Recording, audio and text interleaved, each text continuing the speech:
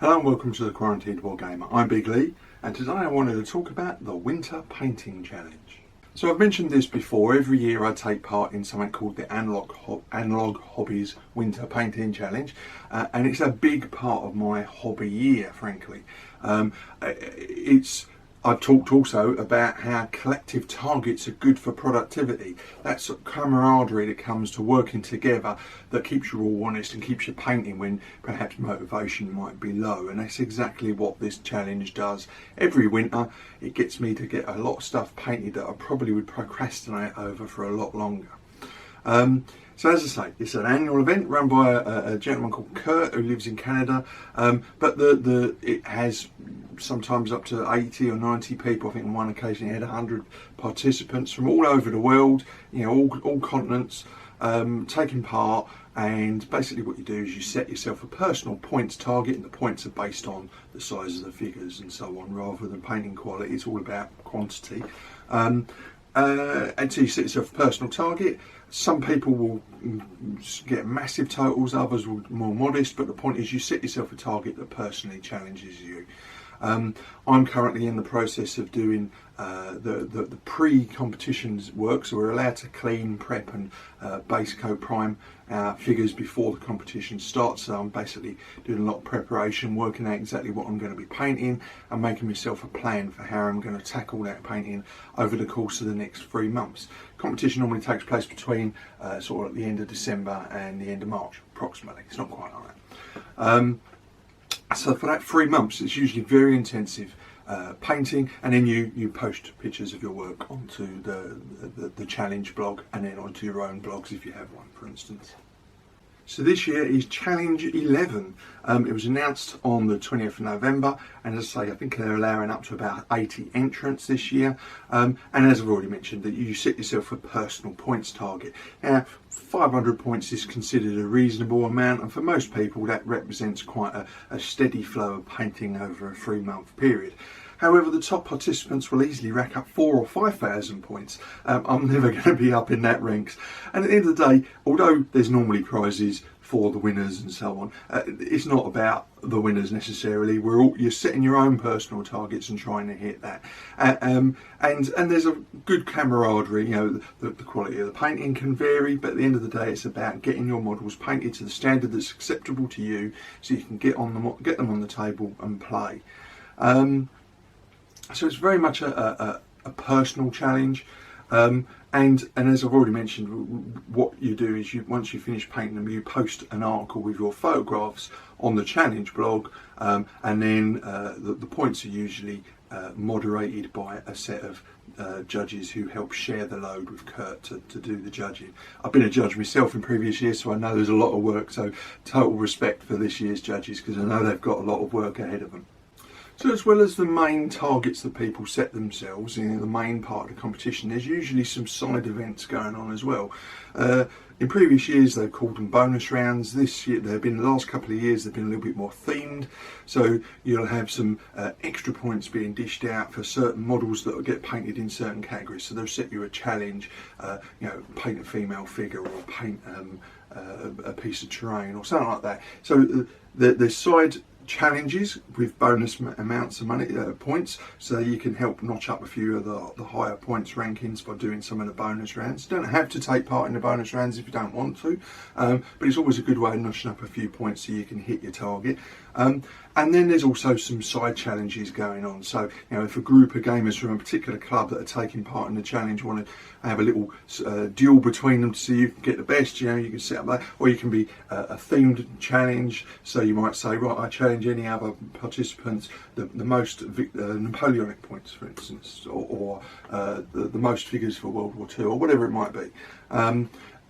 So there's these little side challenges going on, and it's all good because it creates a lot of banter, and again, if it helps you to get some painting done, then that's the whole purpose of this competition. It's about giving you the motivation to sit down at your painting table and get those figures painted. And as you know from some of my previous videos, I'm all about getting motivated and getting your models painted. Now, one of my favourite elements of this particular competition, and I'm sure this is the same for other events run by other people, is the community. I mean, this year, as I say, there's going to be 80 participants, but there's also an alumni of hundreds of other people who've taken part in previous years and for various reasons can't take part this year. But we all have Facebook groups, Twitter groups,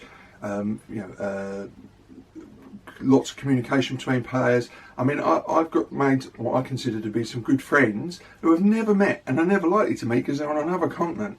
But I know them through the challenge, and we keep in touch, and we follow each other's blogs, and we converse on Facebook or Twitter or whatever.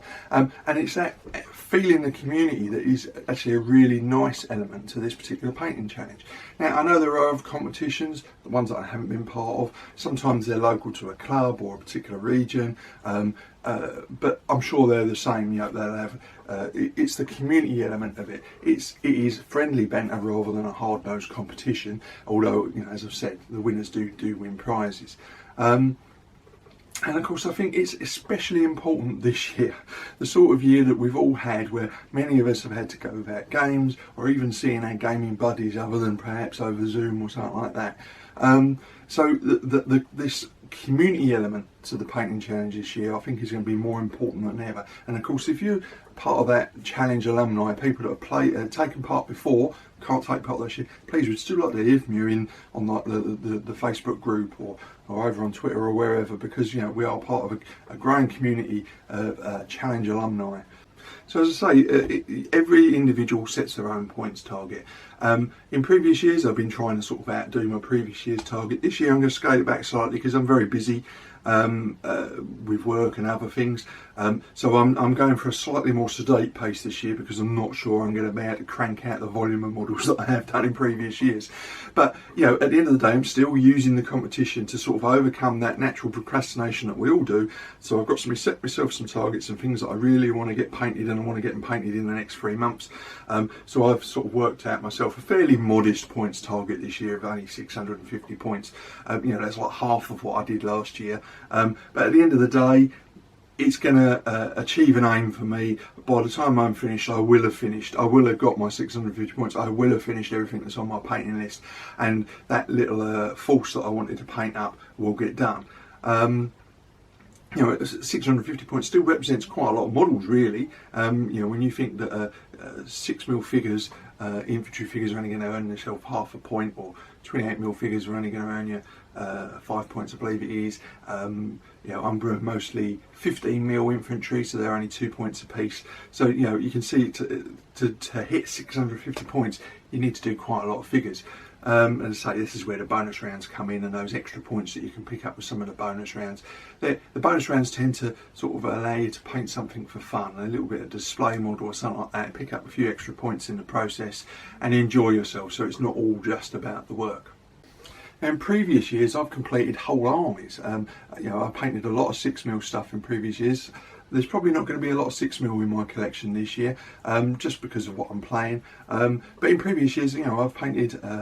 Last year, I did an entire ancient Indian army. Elephants, chariots, the works. I really enjoyed painting it, and it was very colourful and very good, got quite a good response. So I really enjoyed doing that. And before that, I've painted me Zulu wars. I've done the Punic War, Pyrrhic War. So I've done a lot of figures, a lot of 6mm stuff. I built a lot of terrain last year. I did a lot of stuff for Frostgrave when I took part last year, and no doubt there'll be a little bit more of that this year. This year I'm going to be primarily focusing on my chain of command forces. So I've got a World War II British Airborne platoon and some support units that I want to paint up, and maybe towards the end of the competition, if I've got time, I might consider doing some other German units. But like I say, I've set myself a modest target because I know I'm going to be quite busy over the next few months with work.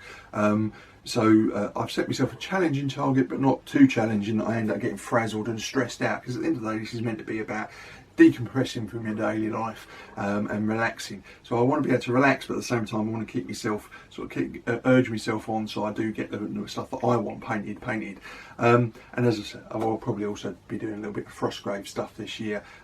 Just odd figures, a few more infantry figures, maybe a little bit of terrain if I get time. But again, I've set myself targets for the stuff that I really want to get done. So I bought some figures and I really am going to get them done. And then I've got some other would be nice to have type projects that I'll try and do towards the end of the challenge if I feel like I've got time and the energy to do it.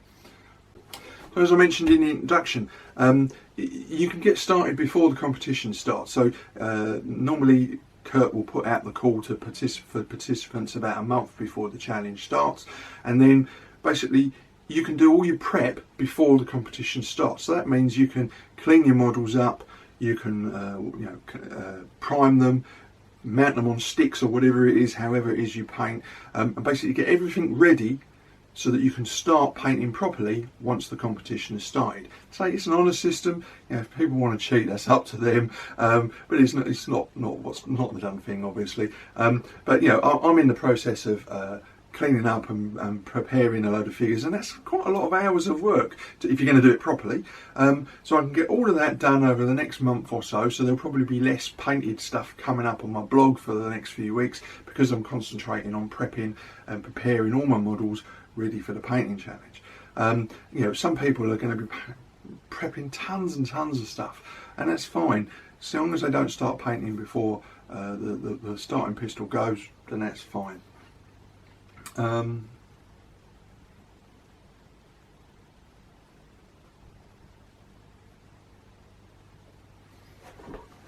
Another thing I tend to be doing at this point in the competition as well, or before the competition, let's do that a little bit again. Another thing I tend to be doing at this point, as well as preparing the models, is working on, I use a spreadsheet to keep track of all the projects I'm going to do, and then once I've done them, how many points I've scored, have I picked up any bonus points along the way, that sort of thing. So I carefully plan out the work that I'm going to do, so I know what I'm going to be doing roughly on a week by week basis, so that I know I'm keeping a steady pace and I'm on target to hit my target. So I'm starting to put that stuff down on my spreadsheet now, working out what I want to paint, and adding up, saying, right, this is how many points I think I'm going to get, is that enough? And I'll be making some notes as well of other things that I might do if I get more time. So that's part of the planning process. But I'll also be thinking at this early stage about some of the blog posts, because as I say, when you paint your figures for the challenge, the way that you submit your entry is you write a blog post that goes on the Analogue Hobbies blog, and you put your pictures in there and a bit of text, and you publish it, and then the other judges will come along and check the points and so on. And then you can post that again on your own blog if you want a few days later. So I'm already started doing a little bit of preparation on some of those posts that I know I'm going to be making over December and early January, because I know I'm going to paint them. They're on my plan, I will be doing them, so I can start preparing them, so that when I do get around to doing posting my first few entries, I'm not wasting painting time writing my blog post when I could have got it prepared in advance. So I'm doing a lot of that at the moment, which I quite enjoy. I always try and do my blog posts well in advance. This is quite good fun. So we all encounter procrastination at one point or another, and competitions like this do help us to overcome that. I've said it before in some of my previous videos, and no doubt I'll say it again because I do like to repeat myself. Competitions and side challenges like this help to keep us honest, keep us going.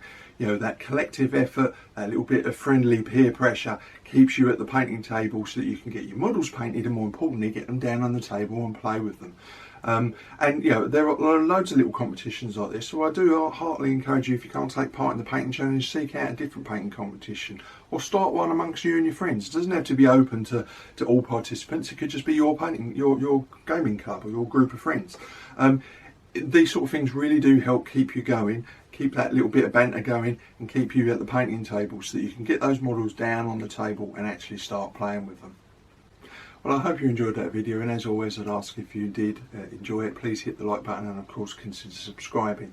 And more importantly, I'd like to hear from you. Do you take part in the Analogue Hobbies Painting Challenge, or do you take part in other types of painting competition? Do you feel inspired to go and hunt one down? I'd love to hear from you. And while you're commenting, I'll also say how do people feel about the new graphics at the beginning and the end of the video, just trying to tidy things up and make things look a little bit more professional. So I'd love a little bit of feedback on that as well. So anyway, until next week, as always, I'll just say I hope you're getting in plenty of games, staying safe, and of course, keep rolling high.